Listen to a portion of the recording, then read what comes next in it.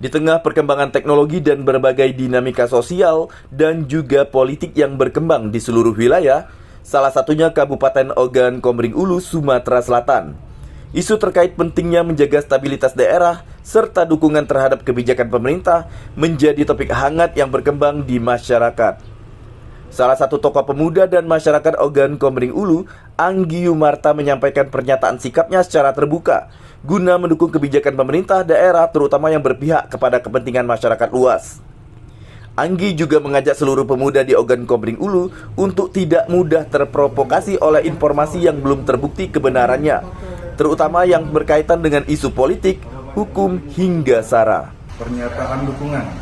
Saya Anggi Yumarta, SIP MIP, selaku salah satu tokoh pemuda dan warga masyarakat Kabupaten Ogan Komering Ulu, dalam hal ini menyatakan sikap dukungan terhadap kebijakan pemerintah daerah, khususnya yang berpihak pada warga masyarakat secara umum.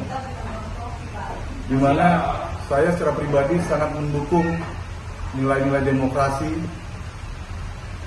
berkebangsaan, dan berkepastian hukum dalam rangka mewujudkan OKU yang kondusif, stabil, dan warga masyarakat yang sejahtera.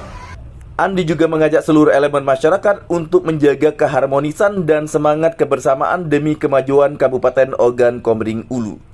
Dari Palembang, Sumatera Selatan, Erwin Setiawan, iNews melaporkan.